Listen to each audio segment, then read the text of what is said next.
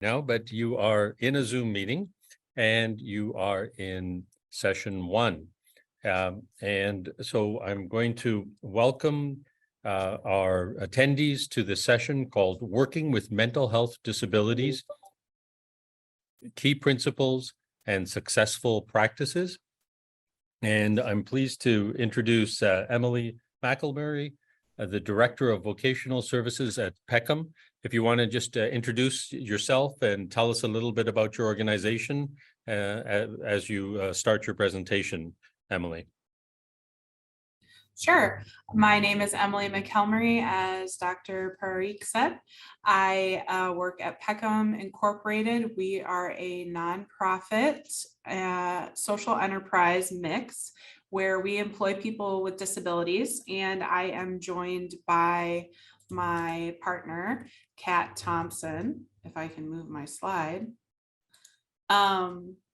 Kat is a human resource specialist guru, and she will be sharing a little bit about our methodology here at Peckham on how to support mental health disabilities in the workforce. Did I miss anything, Kat? No, you hit on it perfectly. Are we free to move in to the presentation? Awesome. So at Peckham, for those of you who aren't aware, we're located primarily in Lansing, Michigan. We manufacture clothing for the military. We do custodial for government contracts. So we clean all of the buildings and state government buildings in Michigan and the Lansing area. We have a large business services contract where we do call center work for the Defense Logistics Agency and the National Passport Center. We have a third-party logistic branch where we store organizational clothing and industrial equipment for the military. And then we have a small farm. And at Peckham, we believe that people matter to us a whole lot. You can see our core values here. And what we have done specifically is attach these little mantras next to our core values so that we can live and breathe them every day very easily as we go about our work. My role here specifically takes a vocational role where I oversee employment of individuals with disabilities, both here at Peckham, and then we help individuals find work outside of Peckham in our local community. All right, so I loved listening in on the session prior to this, and I'm so glad I did, because as Dr. Parikh mentioned, there are so many commonalities and themes that are just emerging left and right. And I was happy to see that some of the things Kat and I were planning to talk about have already been spoken about a bit, but we're going to try to shift it a little bit from to an employer-focused lens and tie that closely into mental health disabilities or barriers, and what that, how we have tried to support those in the workplace. So at Peckham, we believe that words matter. We are intentional with the words that we use so that everyone feels supported. So we take a look at mental health, the World Health Organization of mental health, which is a bit of a mix of the social and medical model. And we think that by blending those two models together is the best way to support individuals who have barriers. We know that disability is going to impact us all at some point in time. As we age, the first thing that goes is our eyesight, our hearing, and most of the accommodations that are helpful to individuals who identify in that disability group are helpful to most every human. And that's one of the themes I heard earlier, is the human approach, the human-centered approach really can benefit us all. We've given this presentation before to local employers, and for the individuals who are not used to the world of disability or human services, they are often like, well, how do I interact with diagnosis A and diagnosis B. We're going to stay away from that in this presentation and not talk about specific diagnoses, but specific types of support that will help the general population of individuals who are struggling with mental health barriers. So I believe the first speaker talked a little bit about these statistics. We know that work impacts our mental health positively and negatively. We know that workers are now looking, especially after the pandemic, they're looking for work that is supportive of mental health and mental well-being. So at Peckham, we let that drive a lot of our initiatives. Again, we're very intentional with different wellness programs, making sure our EAP is good, checking in with that with our employees and not just giving a blanket EAP reference.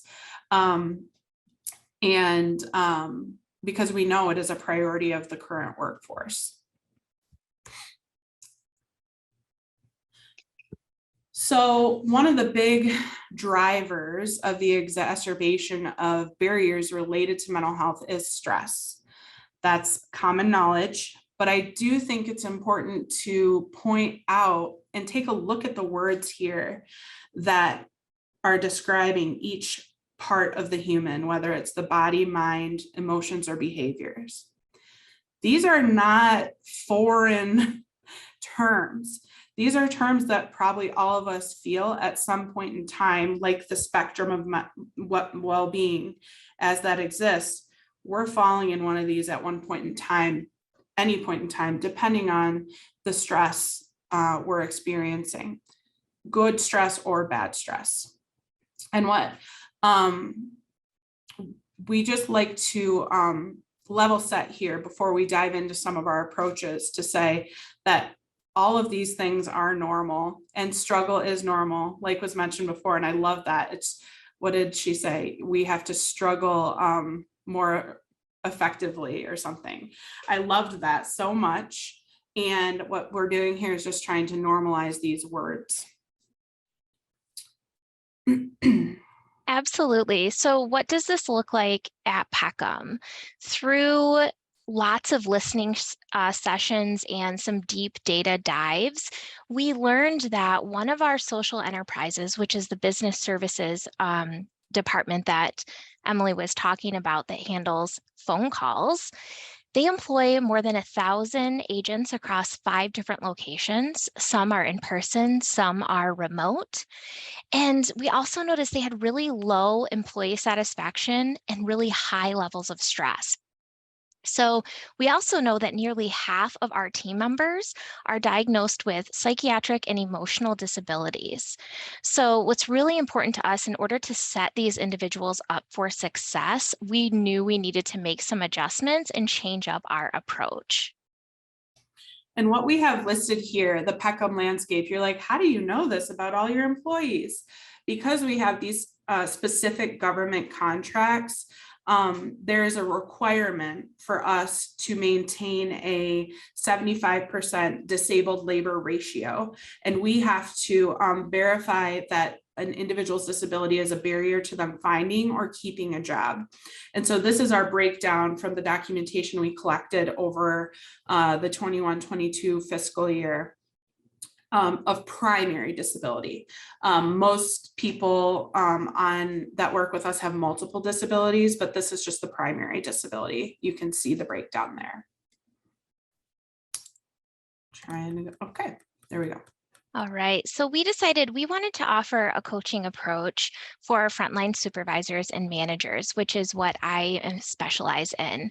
So the role of the coach is really to assess the temperature of different groups and teams across the organization, provide support, and offer a variety of resources for ongoing learning and professional development. So this is often done through one-on-one coaching, real-time feedback, so sitting right next to somebody in their environment and saying, hey, have you ever tried this before? And offering some coaching advice. and also through facilitated group discussions, which we love because that provides us with a collaborative learning environment, which we also like to call cross-pollination. So people are learning about different teams, saying, oh, that supervisor in that department also struggles with this. And then we can come together and kind of brainstorm some solutions. So adopting this coaching approach has really allowed us the opportunity to foster what we consider a positive workplace attachment, which is improving overall well-being for our employees and job satisfaction. Mhm.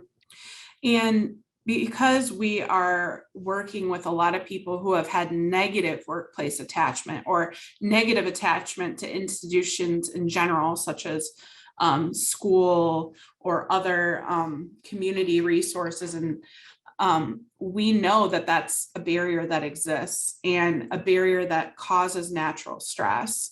And so we have a large emphasis on positive work attachment that Kat and her team focuses strongly on that we'll touch on as we go through the slides. So we know it's really important to set the stage for conversations that help ease stress for individuals and also keep the conversation on track. Sometimes we need some little pointers, little tips to keep us going in the right direction. So this is a model that we use, and we can use it in performance improvement type of conversations, and we can also use it in upward mobility type of conversations as well. And it's called the GROW coaching model. So it starts with identifying a goal that that person is working on. It is helpful if it is a SMART goal, if you've ever heard of SMART goals. So being specific, having a time attached to it, but it doesn't have to be. It can be something small that maybe isn't fully fleshed out yet. That's okay. And then assessing or helping that person rather assess their own reality. What does it look like right now? Are the behaviors that they are demonstrating helping them reach their goal, or is it actually moving them further away from their goal or on a different path? Then you can talk through what are some options with that person. Help them really brainstorm and think outside of the box. You want this to be a back and forth conversation, a true dialogue. And then the W on this model stands for will. Offering up commitment. So what will that person do? Other models, you might see it called way forward. So it's the same idea. What can you do to move forward towards your goal? And again, you can continue doing this over and over and over again, setting new goals for that person or helping that person set new goals for themselves. And we find that this model specifically, when we take a look at some of the most common mental health disabilities, anxiety, depression, autism spectrum disorder, a lot of times when we break things down into specific steps, it's more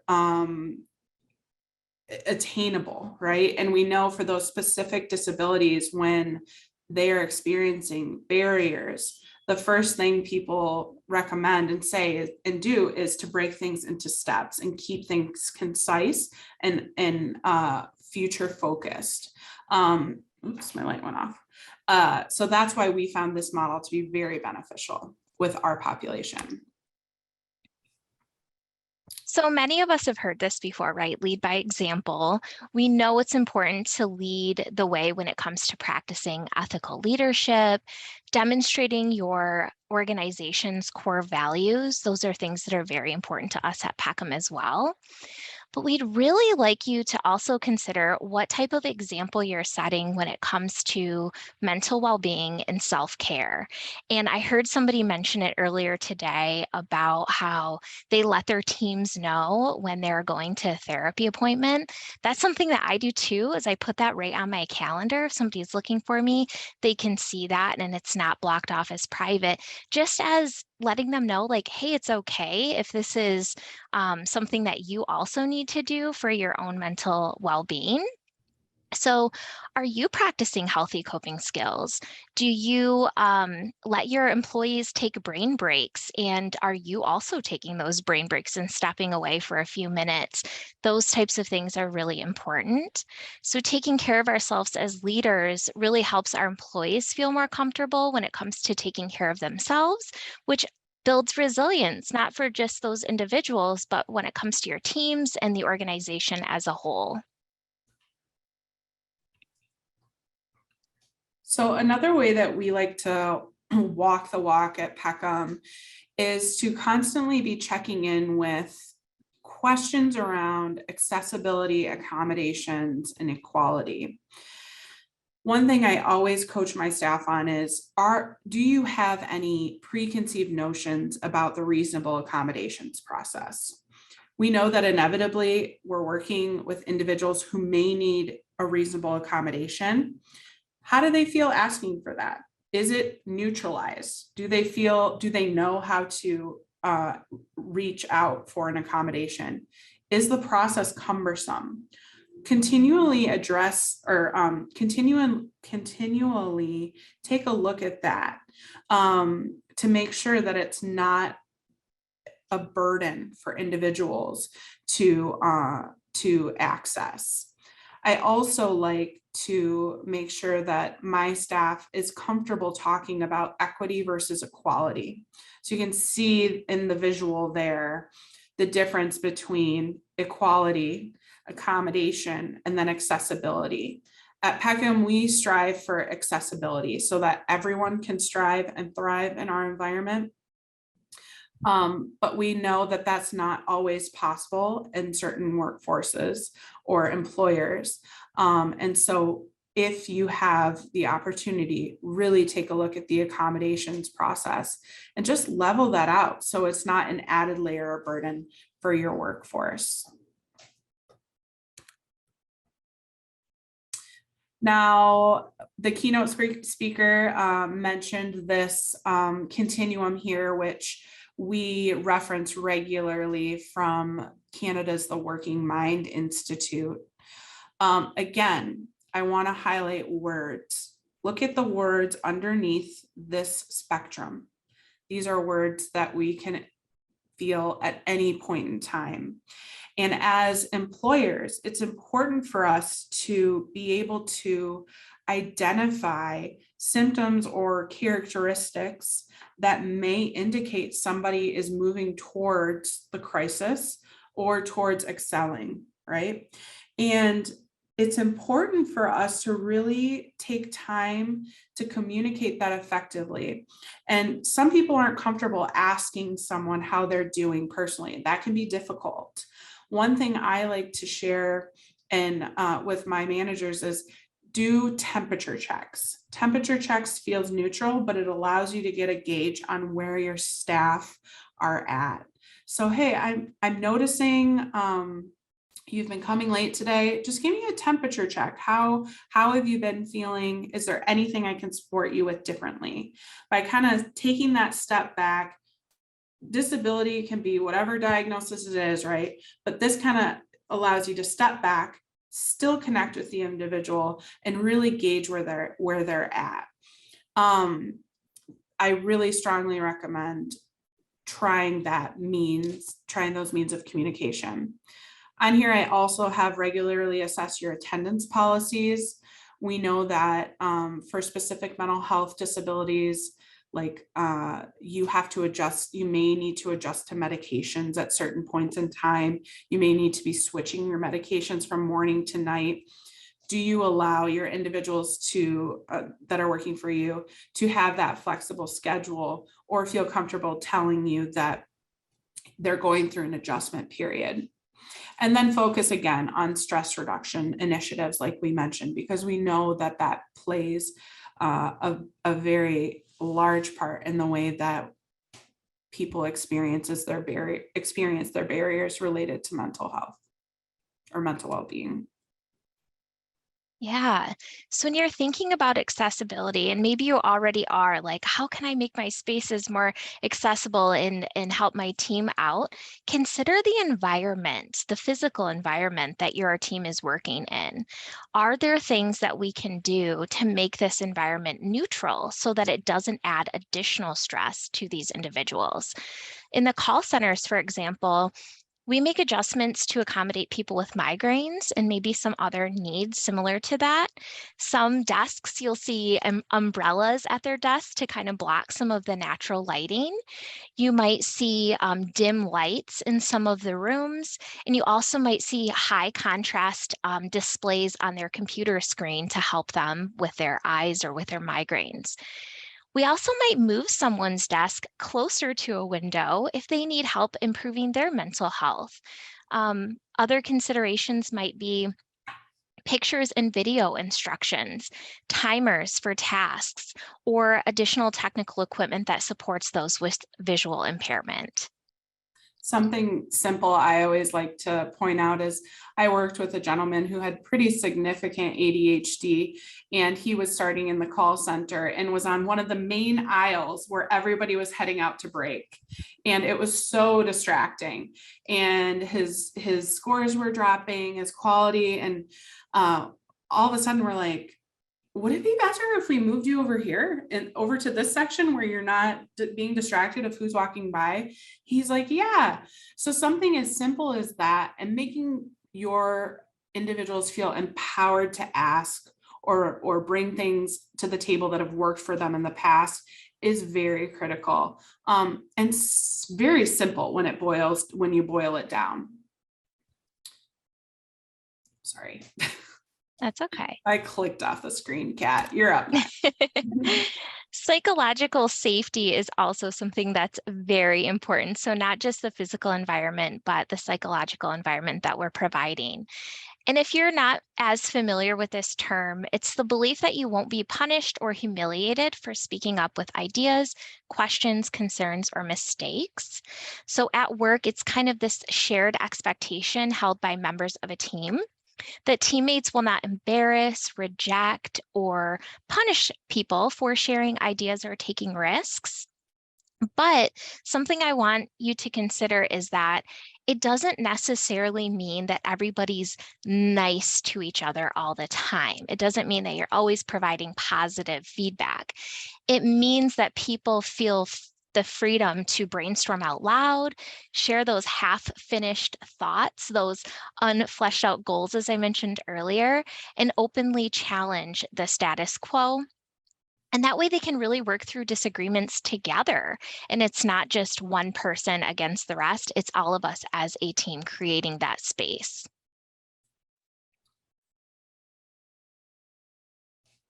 Okay, so you might start wondering, what are some ways that you can actually go about creating psychological safety? One way to really encourage that openness or that dialogue is through language that you're using and language that others are using. So when you hear some of the phrases that are on the left side of the screen here, which we would identify as more of a fixed mindset, try redirecting that person or redirecting yourself if you find yourself saying it to phrases on the right.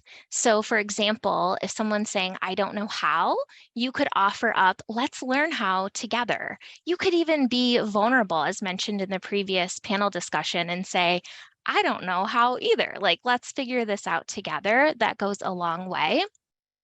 Another best practice is to really celebrate progress and effort, not just the outcomes. So when you see an employee trying to reach their goal, even if they haven't reached it yet, maybe they failed 5 times, but they're still showing up and making that effort, thank them for it. Acknowledge that. Sometimes just showing up is really hard to do, and acknowledging that can go a very long way. Mm-hmm. And Kat is like very positive energy and bubbly, and Emily's a little bit more cut and dry, kind of a Debbie Downer sometimes, right? There are ways that I can modify even the growth mindset examples here to still keep me out of the fixed mindset, right? So some of these two might be like, yeah, I'm not gonna say that. That sounds too nice, or, whatever. That's not my style. Challenge yourself in those moments to just think growth mindset. How can I encourage the individual to just keep moving and keep growing and make it your own? Absolutely. Yeah. Another really simple practice related to communication, and this is something that can be used in your one-on-ones or it's something that can be used in a group setting, is how you can keep venting productive. And maybe you're like, oh, I don't know, because sometimes when you open that can of worms, it's really hard to control. It can be, but there's some things that you can do to keep it moving in a healthy direction. So the first thing is I would encourage you to create a space for talking about pain points. Those things that we all kind of dread about our work, we all have them. Normalize that. Let the person know that's okay. There's things about my work that I don't love all the time. Don't spend a ton of time on it, but absolutely spend time and acknowledge. Then you can reflect on something positive. This is also sometimes called compassion satisfaction. So this idea of like, why do I do the work that I do? And I don't mean like asking like, oh, why do I do this every day to myself? But rather really analyzing and exploring like, why did I pick this career? Why do I like it? What is it about it that makes me come to work every day? And when you can tap into that, it's easier then to spend time talking about solutions and opportunities that kind of alleviate some of those pain points and hopefully fuel those positive aspects of your work. And let this part of the conversation be the largest part of the conversation. This is where you really want that dialogue and you want that brainstorming with the other person. And I like to highlight here too, when we think about specific anxiety disorders, I've worked with clients who part of their self-soothing is to ruminate and talk about the same issue over and over and over again because they feel like they're making movement and it's almost a self-soothing behavior. If individuals know that they're going to have space and time to talk about what they need to, then they can hopefully at times mentally set that piece aside and keep moving forward, knowing that they're going to get to talk about it. So it really can tie in quite beautifully to many of the barriers that individuals encounter with specific mental health diagnoses as well. So this got mentioned earlier too, and I was like, yay, we're on the right track. We don't do well if we don't know why we're doing what we're doing. So inspire a shared vision, much like inspiring the community in the work in the employment area that you're in. Inspire a shared vision. Where is the department headed? What are the goals and initiatives, and what are we working towards? It's so easy as leaders of an organization to just be figuring this out on your own and forget to fill in the gaps for everyone else. So take the time to reflect and share and then gain input and allow individuals to also have space to figure out where they fit in the vision, because that can have such a direct correlation to morale if individuals cannot tie themselves in to the work that they're doing and why it's important.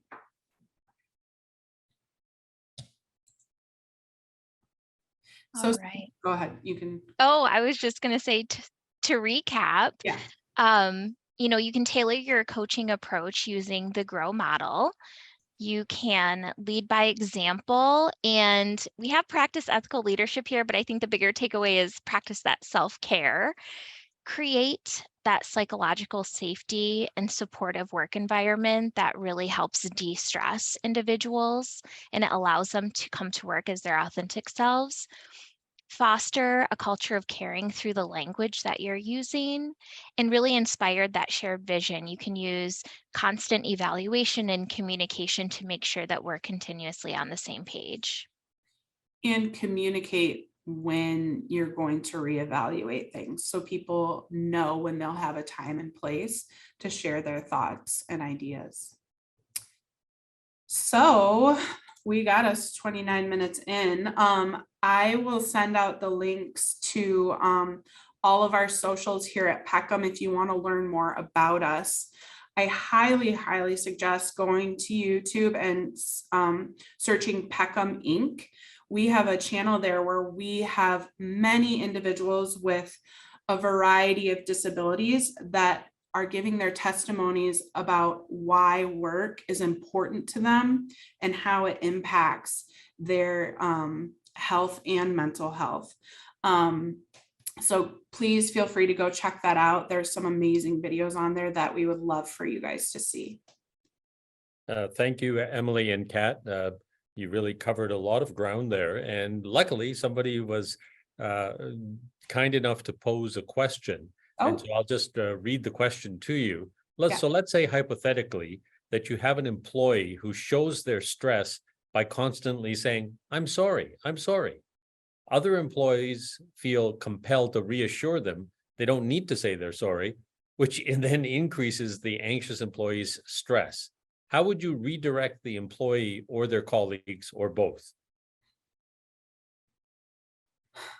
I would start by I would do a one-on-one with the individual and do some reframing in using that GROW model. Sit down with the individual and say, you can be very frank. Sometimes being frank is the easiest thing to do with those individuals who are exhibiting those characteristics, and say, you do not have to apologize. Here are some alternative things that you can say. And if it is that reflexive, I would even give them a cheat note card so that they can review the phrases in the moment. We've had many individuals that have certain phrases that they just reflexively say, and we have given them things to literally keep in their pocket or on their desk as just quick reminders, because it can get to a point where it is counterproductive. Do you have anything, Kat? Yeah, I was going to say the same thing, that I would have a conversation with that individual. And depending on how close the team is, you might be able to also have an open conversation with the team about, this is something this person's working on, and these are ways that we can help them, whether it's providing them with alternative things, or maybe skipping over it sometimes is helpful. Instead of reassuring them, just almost continue on with the conversation as if they didn't say that, since you know it's a space to give them a little grace to learn. So I really like those suggestions, but I want to sort of emphasize a couple of points that you made.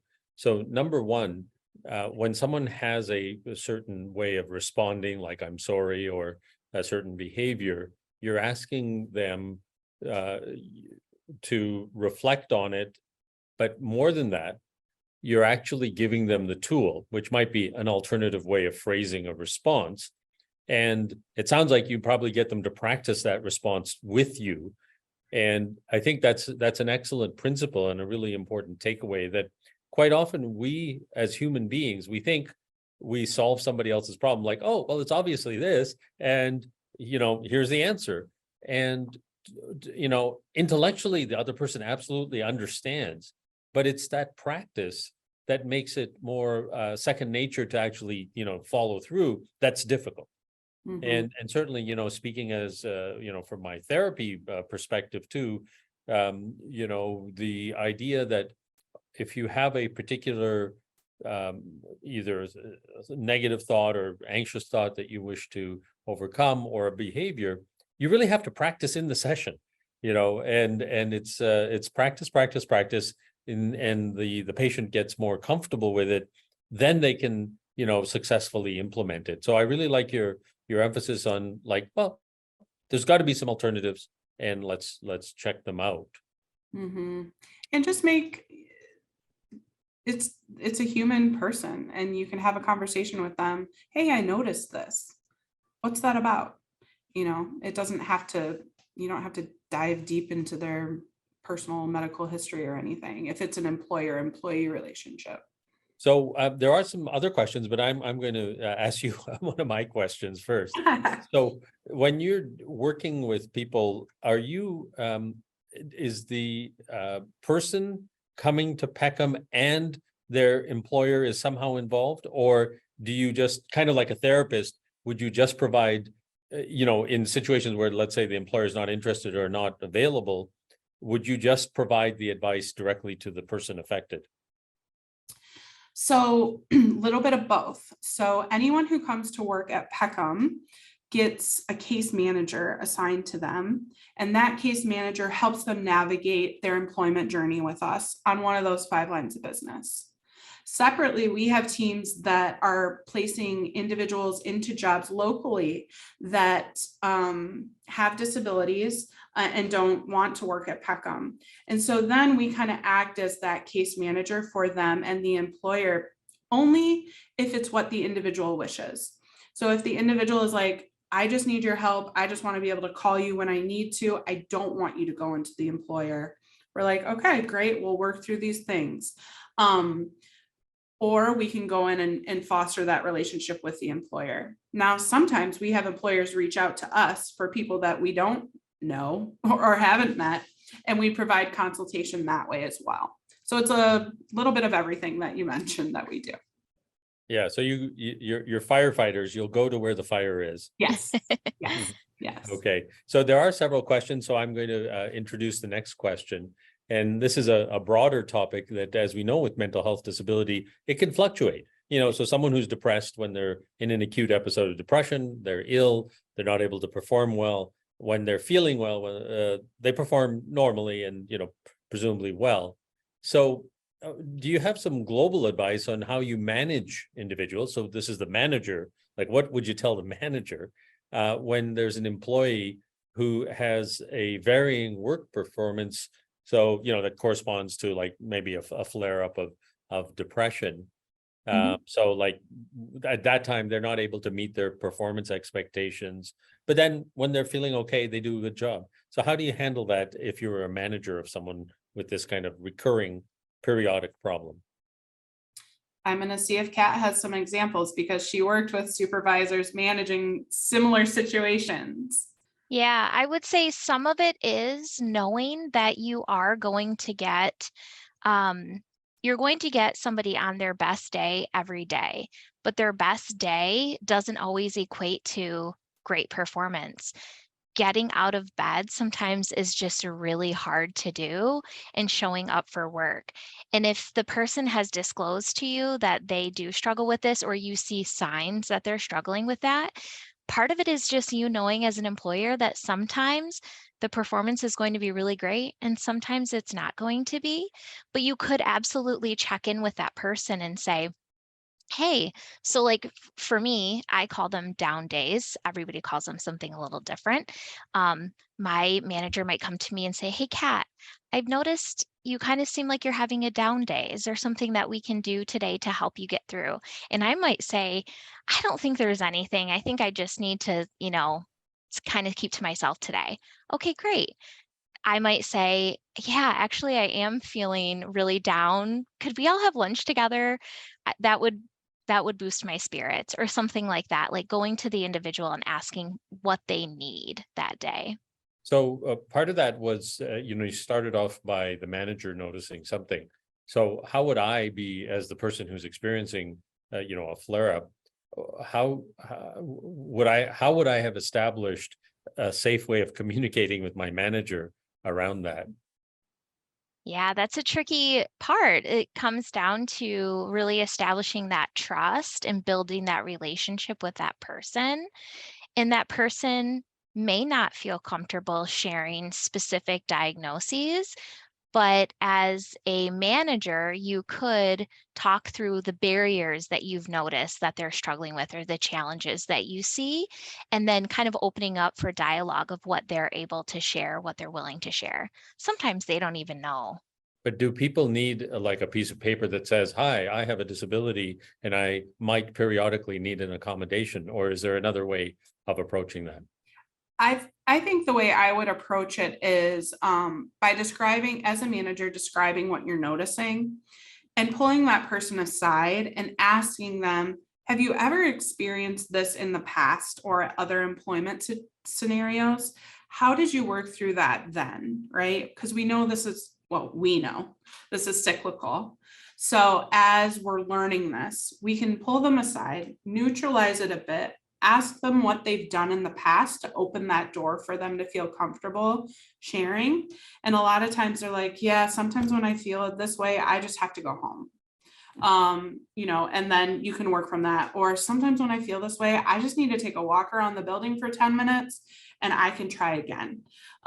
So really, again, taking it away from the medical component and just asking them what works, what's working, what's not working, and taking it from there. Now, if the individual does need, intermittent FMLA, then yes, of course, they need a documentation. We use intermittent FMLA quite a bit here.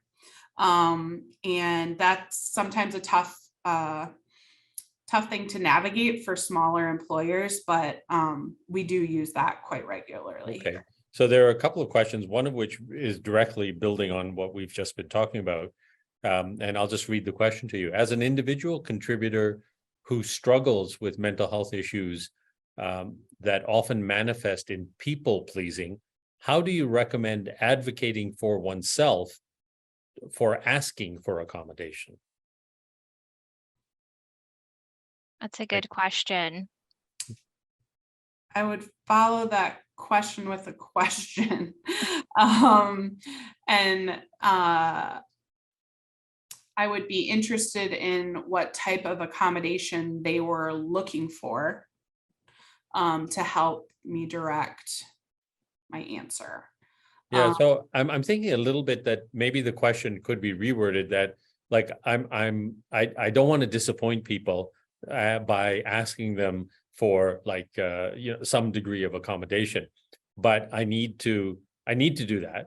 So how do I how do I advocate for myself when I don't want to let disappoint people? I would kind of challenge that person to think about when they are feeling their best, how are they showing up for their team? And when they are feeling burnt out and stressed, how are they showing up? And if an accommodation will help them feel their best, I would say, hey, this is how you can show up for your team. And this is actually a benefit, not just for you, but for your team as well. And try to kind of reframe it for them in that way. Mm-hmm. So for your benefit, we have a three more minutes to the break, but we do have one more question. Okay. As a manager, I find this pretty challenging. So if 2 out of 5 days a week, the person doesn't perform as described in their job description, does it mean it's okay for one person to do a good job 3 days out of 5, while others have to do it 5 out of 5? Yeah. I think it's a balancing act.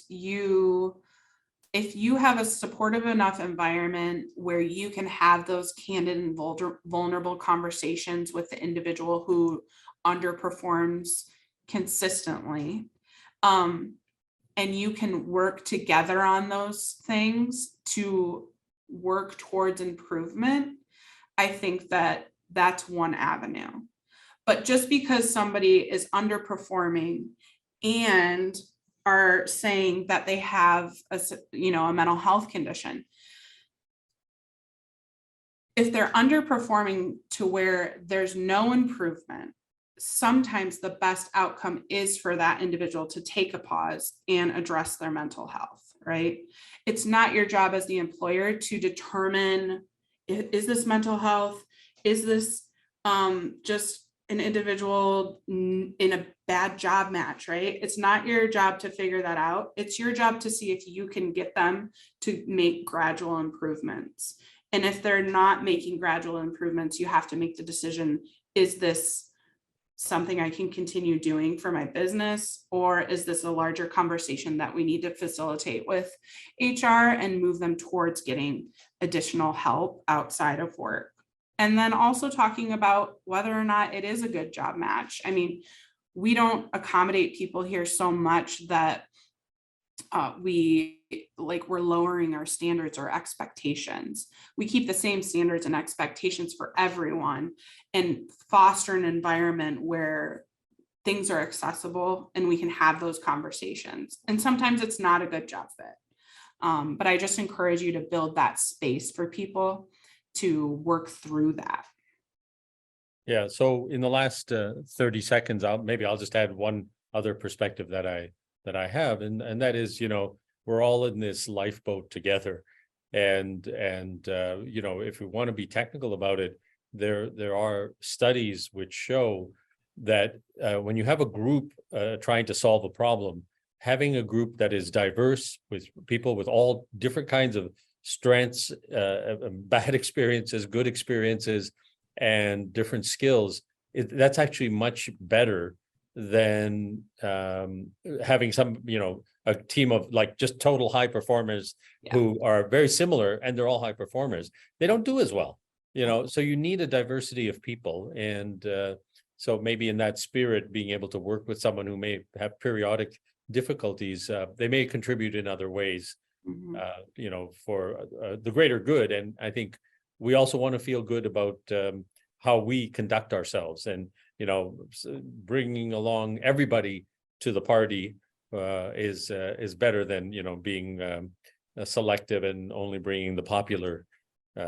people to the party. So Kat and Emily, thank you so much.